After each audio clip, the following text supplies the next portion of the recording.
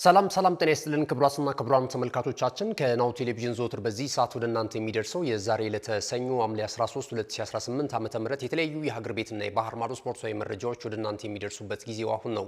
እስከ መረጃዎቻችን ፍጻሜ ድረስ አብራችሁ እንድትቆዩ እንደወትሮ ሁሉ የምንጋብዛችሁ የመረጃዎቹ አዘጋጅና አቅራቢ ገዛኸኝ እንዱላ፣ የካሜራ ባለሙያችን ጋሻው ዳኛው ከኛ ጋር ቆይታ ያደርጋል። እናንተም አብራችሁኑ ነው።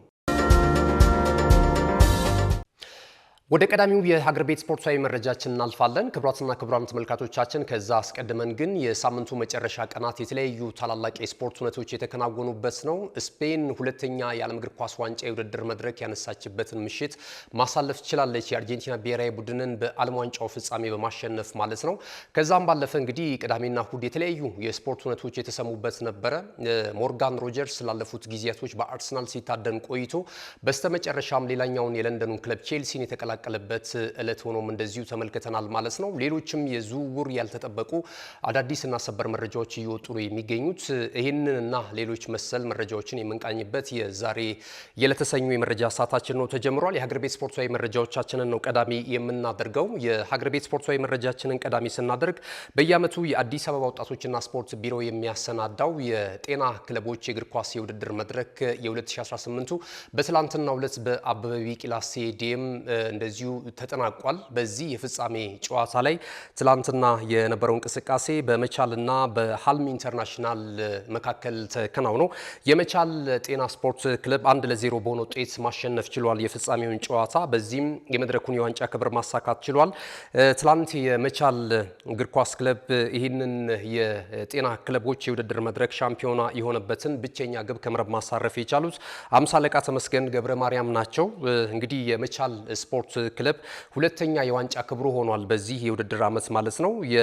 የፌዴራል መስሪያ ቤቶች የውድድር መድረክ እንደዚሁ ዋንጫ ማሸነፍ ችሏል። ከዛ በተጨማሪ ደግሞ የአንደኛ ዲቪዚዮን እንደዚሁ የውድድር መድረክንም የዋንጫ ባለክብር እንደነበረ ማስተዋወስ ይቻላል። ትልልቅ የክብር እንግዶች ታድመዋል።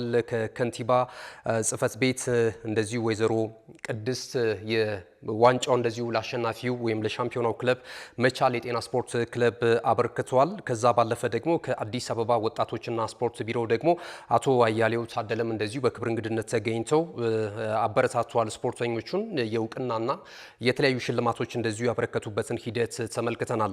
የሀገር ቤት ስፖርታዊ መረጃዎቻችን እዚህ ላይ ገታ እናደርጋለን። ስንመለስ በቀጥታ ወደ ባህር ማዶ ስፖርታዊ ጉዳዮቻችን ነው የምናቀናው።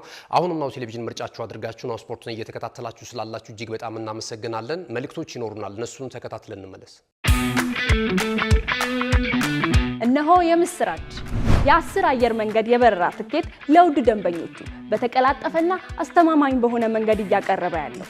በዚህም በደንበኞቹ የተመሰገነው ጉዞጎ አሁን ደግሞ ተደራሽነቱን በማስፋት ተጨማሪ ባንኮችን በማካተት ለውድ ደንበኞቹ የበለጠ አስተማማኝ ለመሆን ችሏል። የጉዞጎን አፕሊኬሽን ከአፕ ስቶር ወይም ከፕላይ ስቶር በማውረድ የመነሻና የመድረሻ ከተማዎትን መርጠው ዋጋ አወዳድረው የሀገር ውስጥም ሆነ ዓለም አቀፍ በረራ ማድረግ ካሰቡ የበረራ ትኬቶን ክፍያ በአቅራቢያው በሚገኙ ባንኮች አንድም በአካል በመሄድ ወይም በኦንላይን የክፍያ አማራጮች ክፍያዎትን በመፈጸም የበረራ ትኬቶን በእጅ ያስገቡ። ከዚህም በተጨማሪ እንደ ሁል ጊዜው ወደ ጉዞጎ የጥሪ ማዕከላችን 7473 በመደወል ከሙሉ የበረራ መረጃ ጋር የ24 ሰዓት የትኬት አገልግሎት ማግኘት እንደሚችሉ ስናበስሮ በታላቅ ደስታ ነው። ለበረራዎ ጉዞጎ።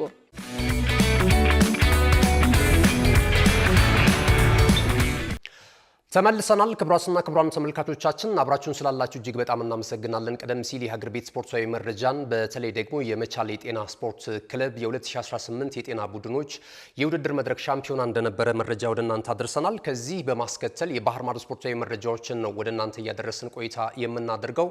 23ኛው የዓለም እግር ኳስ ዋንጫ የውድድር መድረክ በአውሮፓዊቷ ሀገር ስፔን ሻምፒዮናነት ተጠናቋል። ትላንት አርጀንቲናን ከስፔን ባገናኘው ጨዋታ እንግዲህ የፌራን ቶሬስ ባስቆጠራት ብቸኛ ግብ 120 ደቂቃ በፈጀው የፍጻሜ ጨዋታ የሊዮኔል ሜሲዋን ሀገር አርጀንቲናን 1-0 በሆነ ውጤት በማሸነፍ እንግዲህ የስፔን ብሔራዊ ቡድን ለሁለተኛ ጊዜ ይህንን የግዙፉን የእግር ኳስ መድረክ የዋንጫ ክብር እንደዚሁ ማሳካት ችሏል ማለት ነው።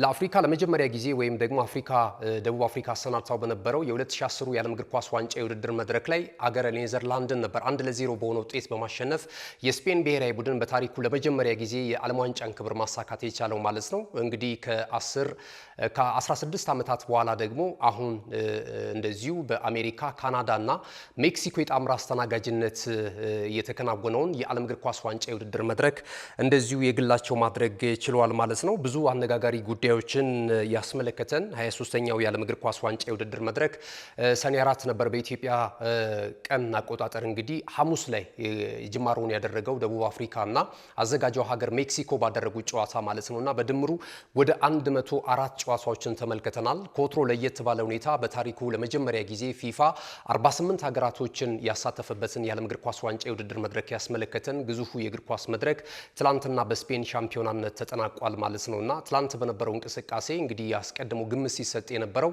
የሊዮኔል አንድሬስ ሜሲዮ ሀገር አርጀንቲና የመድረኩን የዋንጫ ክብር ያነሳል የሚሉ ግምቶች በርከት ብለው ተመልክተን ነበረ። ምክንያቱም በግማሽ ፍጻሜው ጨዋታ እንግሊዝን 2-1 በሆነ ውጤት ያሸነፉበት መንገድ እጅግ በጣም አስገራሚ ነበረ። እንግዲህ በ5 ደቂቃ ውስጥ 2 ግቦችን አስቆጥረው ነበረ ወደ ዋንጫው ሽሚያ ማለፍ የቻሉበትን ውጤት መያዝ የቻሉትና ያንን እንቅስቃሴ የተመለከቱ የእግር ኳሱ ቤተሰቦች አብዛኞቹ ለአርጀንቲና ብሔራዊ ቡድን የትላንቱን የፍጻሜ ጨዋታ ቅድመ ግምት ሲሰጡ ነበረ።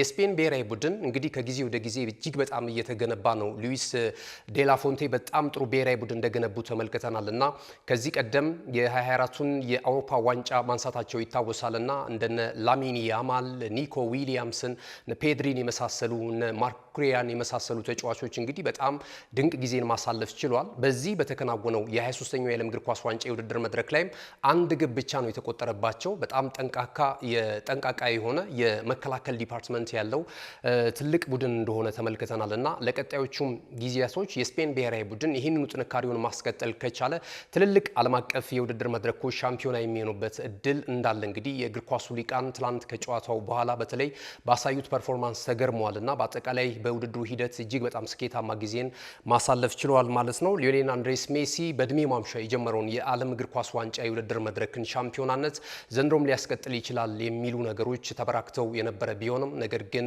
ትላንት ድል ሳይቀናው ቆይቷል። በጨዋታው እንቅስቃሴ ከተመለከትነው በአንጻራዊነት ያን ያህል ተጽዕኖ ፈጣሪ ሆኖ አልተመለከትነውም። ትላንት ጨዋታው ከብዶት ተመልክተናል። በሁለቱ አሰልጣኞች ታክቲክ እጅግ በጣም የታጠረና በጣም ጥንቃቄ የተሞላበት ጨዋታ ነበረ። የስፔን ብሔራዊ ቡድን ግን በአጠቃላይ በሚባል ሁኔታ በሁሉም ነገሮች ብልጫ እንደነበረው ትላንት ተመልክተናል።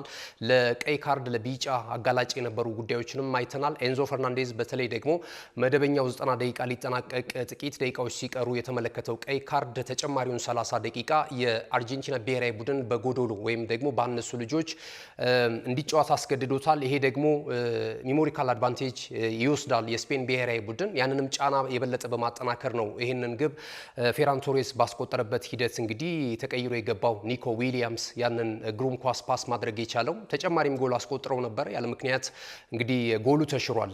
2-0 በሆነ ውጤት የሚያልቅበት ሂደት እጅግ በጣም ሰፊ እንደነበረ ተመልክተናል እና ያ አልሆነም፣ ግን አስከትለው ጎል አስቆጥረው ይህንን የዓለም ዋንጫ ማሳካት ችለዋል ማለት ነው። በጥቅሉ እንግዲህ አንዳንድ የግል ኮከቦችም ደምቀውበት የነበረ የዓለም ዋንጫ እንደነበረ እናስታውሳለን። ለምሳሌ ሚሼል ኦሊሴ በ1970 ፔሌ ይዞት የነበረውን በአንድ የዓለም እግር ኳስ ዋንጫ የውድድር መድረክ ላይ 6 አሲስቶችን በማድረግ የብራዚል ብሔራዊ ቡድን የምንጊዜ ምርጡ ተጫዋችና የዓለማችን ምርጡ ተጫዋች ፔሌ ይህንን ክብርና ክብረ ወሰን ይዞ ነበረ። 7 በማድረስ አሲስቱን ሚሼል ኦሊሴ ይህ ፈረንሳዊ ተጫዋች እንግዲህ 24 ዓመቱ ላይ ነው የሚገኘው።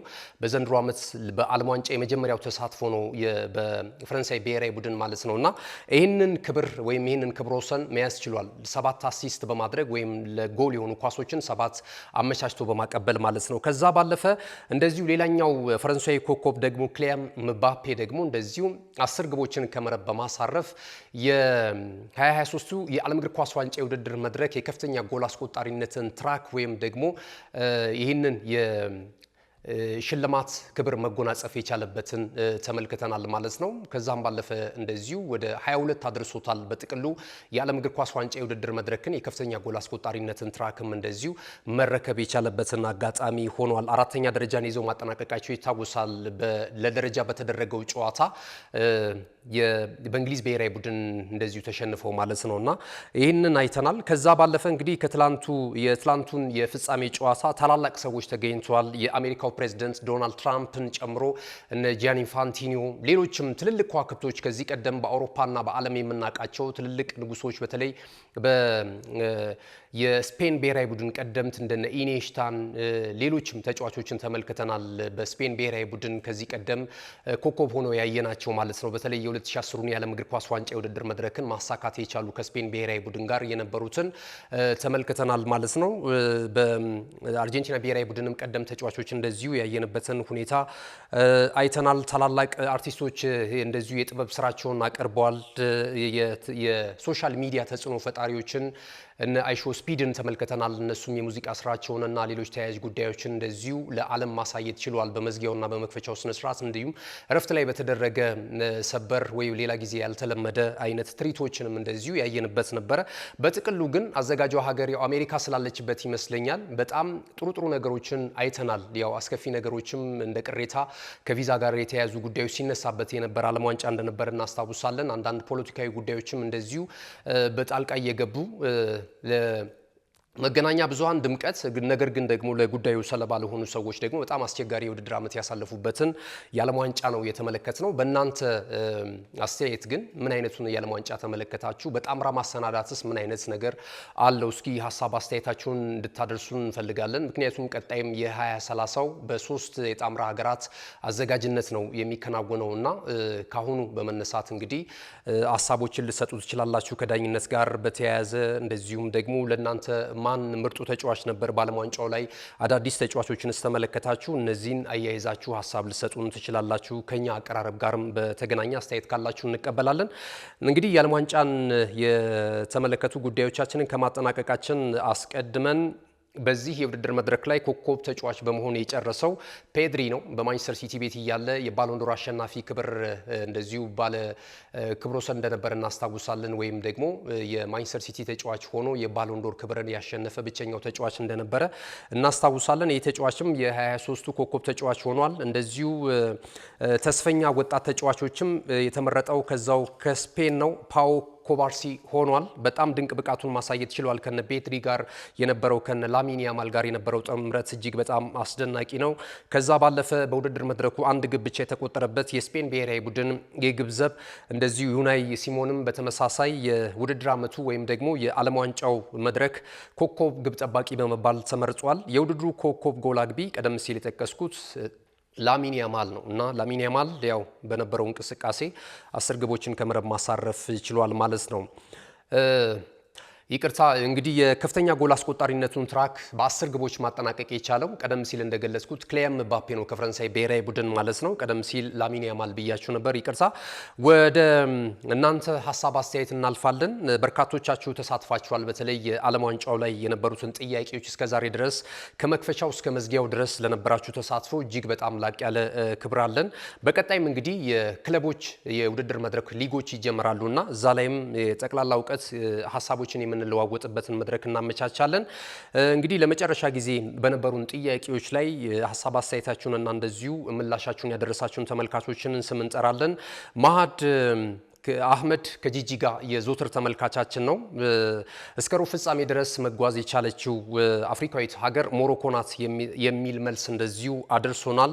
ጉታ ኡሪሳ ጁሊያን ኪኖኔስ የተባለው ተጫዋች ነው የመጀመሪያውን የ23ኛው የዓለም እግር ኳስ ዋንጫ የውድድር መድረክ የመክፈቻ ግብ ከመረብ ማሳረፍ የቻለው ይህ ሜክሲካዊ ተጫዋች ነው የሚል ሀሳብ ሰጥቶናል። እናመሰግናለን። ብዙነህ ወንጂ የሞሮኮ ብሔራዊ ቡድን ነው ብሏል። እስከ ሩብ ፍጻሜው ድረስ መድረስ የቻለው አብዮት ካሳሁን እንደዚሁ ኢጂፕትና ሞሮኮ ናቸው የሚል ምላሽ አድርሶናል። አስናቀ ይመር እስካሁን ድረስ በሩብ ፍጻሜው በዓለም እግር ኳስ ዋንጫ የውድድር መድረክ ታሪክ ወደ ሩብ ፍጻሜ መግባት የቻሉት የአፍሪካ ሀገራቶች 1990 ካሜሮን፣ 2002 ሴኔጋል፣ እንደዚህ 2010 ሀገረ ጋና፣ 2022 ላይ ደግሞ ሞሮኮ ነበረች የሚል መልስ ሰጥቶናል። በ26ቱ የመጀመሪያውን ግብ ወይም የመክፈቻውን ጎል ደግሞ ያስቆጠረው ጁሊያን ኪኖኔስ ነው የሚል እንደዚሁ ምላሹን ሰጥቶናል። በጣም እናመሰግናለን። ሀና አርጀንቲና የምር ጉቦ ከፍላ ነው የሚመስለኝ ለዳኞች እዚህ የደረሰችው የሚል ሀሳብ አድርሳናለች። ከዛም ባለፈ በ2030 የዓለም እግር ኳስ ዋንጫ የውድድር የውድድር መድረክ ላይ ክርስቲያኖ ሮናልዶ ይደርሳል የሚል ጥያቄ ጠይቃናለች። እንግዲህ አዲስ አሰልጣኝ ሾመዋል። ቀጣይ 4 ዓመት ከጨመርንበት ክርስቲያኖ ሮናልዶ 45 ዓመት ነው የሚሆነው። የዓለም እግር ኳስ ዋንጫ የውድድር መድረክ ላይ ደግሞ እድሜያቸው 20 ከሆኑ ተጫዋቾች ጋራ በዛ ጊዜ እንግዲህ የሚገኝበትም ሁኔታ ይወስናል ብለን እናስባለን። እንግዲህ ጊዜው ሲደርስ ደግሞ ከክርስቲያኖ ሮናልዶ ጋራ ያሉት ጉዳዮችን የምንመለከታቸው ይሆናል። የዘወትር ተመልካቻችን ሌላው የሆኑት እንግዲህ ሻውሌ ዳኜ ናቸው። በጣም እናመሰግናለን። ሀገረ ግብጽ ናት የሚል ሀሳብ ወይም መልስ ሰጥተውናል። በጣም እናመሰግናለን። አሸናፊ ቡሊ የዘወትር አድማጫችሁን እየተከታተልኳችሁ እገኛለሁ።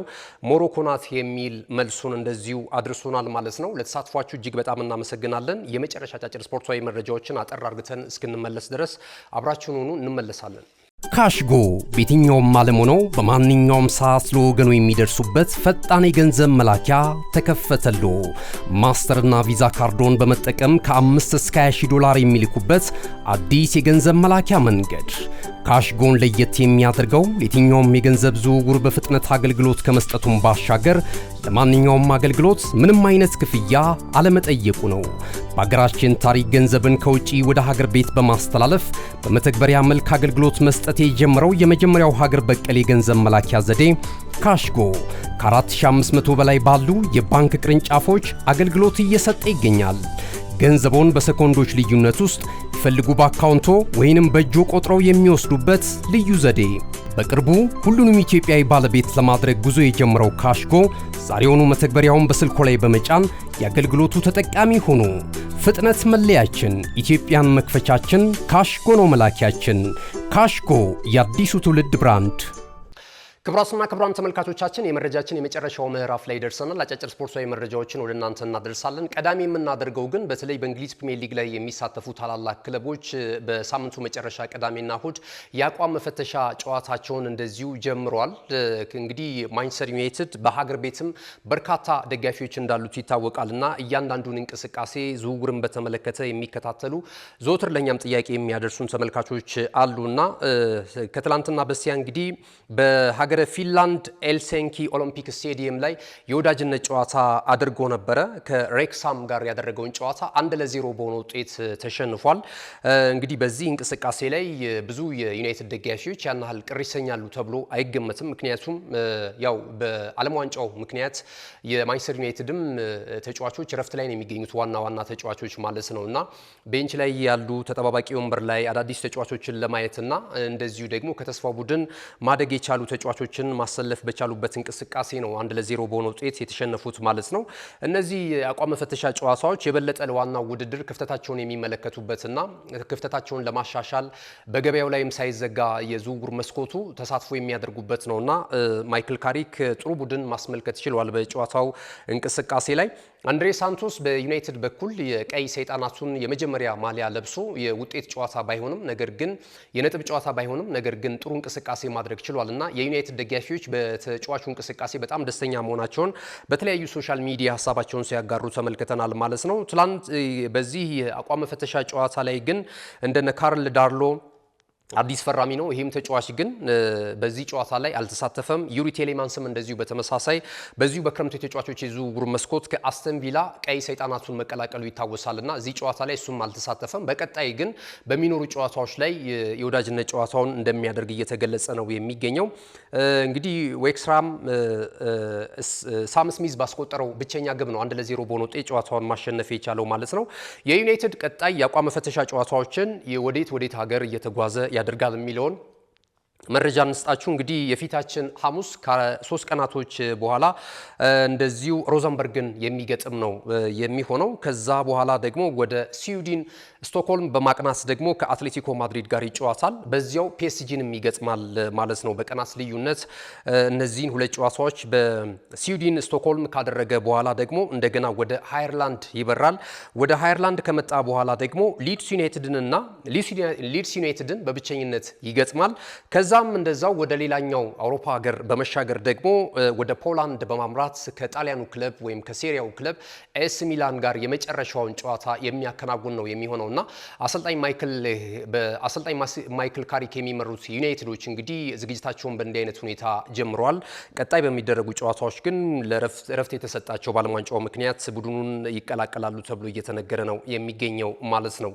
ወደ ዝውውር መረጃዎች ስናልፍ በሳምንቱ መጨረሻ ቀናት ከተሰሙ የዝውውር መረጃዎች በሰበርነት ታላላቅ የመገናኛ ብዙሃን በስፋት ሽፋን የሰጡትን ጉዳዮች እንመልከት። አርሰናል እንግዲህ እጁ ገብቷል ተብሎ ብዙ ነገሮች ከተጫዋቹ ወኪል ጋር እንደተነጋገረ የዝውውር ሁኔታ ላይ በየቀኑ የሚነሳው ጉዳይ የሞርጋን ሮጀርስ የዝውውር ጉዳይ እንደነበር ይታወሳል። ነገር ግን ወደ ሌላኛው የለንደኑ ክለብ ወደ ምዕራብ ለንደን ማቅናቱ የተነገረ ነው የሚገኘውና ይህም ዝውውር ስለመጠናቀቁ እየተገለጸ ነው የሚገኘው። 117 ሚሊዮን ፓውንድ ለዚህ እንግሊዛዊ ኢንተርናሽናል እንግዲህ ሰማያዊዎቹ ስለመክፈላቸው ነው የተነገረው ማለት ነውና ከዚህ ቀደም ሚካኤሎ ሞድሪክን የዝውውር ሁኔታ እናስታውሳለን።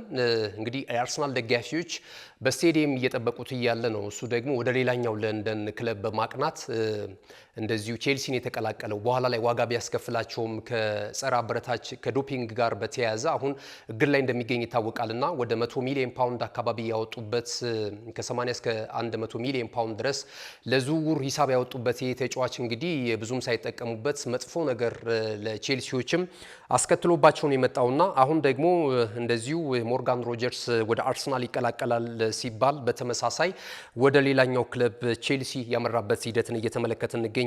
ይህ ዝውውር አለመሳካቱን ተከትሎ እንግዲህ በአርሰናል ደጋፊዎች ዘንድ ብዙ ቅሬታን ተመልክተናል። ነገር ግን ደግሞ ጉዳዩ የገንዘብ ሳይሆን ተጫዋቹ ያለውን ጥራት ተመልክተን ነው ዝውውሩን ችላ ያልነው የሚል የአርሰናል ሰዎች ሀሳብ እየሰጡ ነው የሚገኙት።